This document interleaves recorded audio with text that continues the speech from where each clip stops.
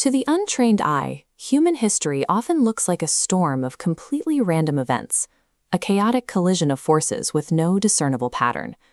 We see this same apparent chaos every day, in the sprawling gridlock of highway traffic or the sudden volatile swings of financial markets. But the human brain is highly uncomfortable with randomness. To cope, we are biologically hardwired to invent subjective stories to explain away the noise.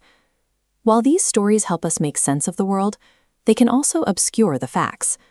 When we look past the individual anecdotes, we often find that social and historical events follow measurable patterns, where the specific details change, but the underlying ratios remain consistent. Confusing a subjective narrative with a structural reality is a dangerous habit. In times of severe crisis, relying on comforting stories creates deadly blind spots.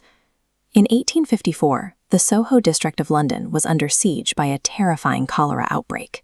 Entire neighborhoods were losing hundreds of people in a matter of days. At the time, the universally accepted medical explanation was miasma theory, the belief that the disease was caused by bad air. Because health officials trusted this narrative, they focused on cleaning the atmosphere, leaving the true source of the infection completely untouched. Staring at individual patients' symptoms or listening to popular myths will never solve a systemic crisis. To survive, London needed an entirely different cognitive tool. Enter Dr. John Snow. He decided to ignore the patient's medical symptoms and look instead at the physical geometry of the tragedy. Looking at this flowchart, we can see his first step. He took unorganized, raw historical data, the messy, handwritten ledgers of the dead, and began transforming it into a structured analysis. Snow took those mortality logs and plotted the exact addresses of cholera deaths directly onto a map of the city streets. As these data points extrude upward, the volume of deaths becomes a physical shape. A clear structural pattern begins to emerge from the noise. To make sense of these clusters, we can apply a Voronoi diagram, a method of dividing space into geometric regions based on the shortest distance to specific central nodes. This strict geometric boundary strips away the chaotic noise of the city. The data is forced to reveal its hidden architecture, cleanly isolating the affected zones from the rest of London.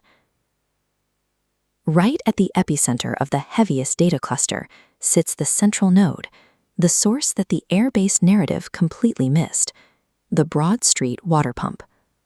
Armed with this evidence, officials removed the handle from the pump.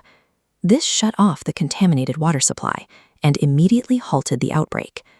Spatial mathematics defeated the outbreak by stripping away the noise of superstition to reveal the true causal architecture underneath.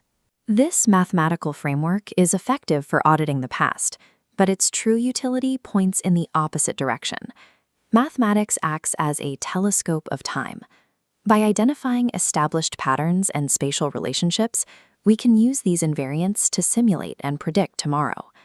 We see this same framework operating in modern clinical environments today.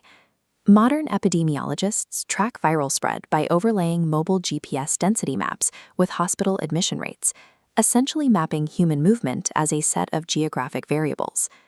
This tracking relies on the same spatial data principles Dr. Snow used in 1854, simply scaled up by modern computing power.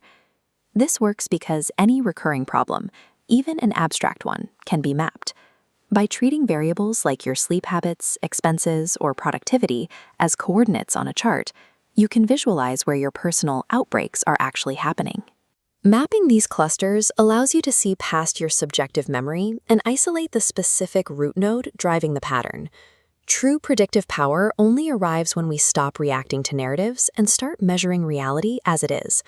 By finding the geometry within the chaos, we gain the lead time required to build solutions before the next crisis arrives.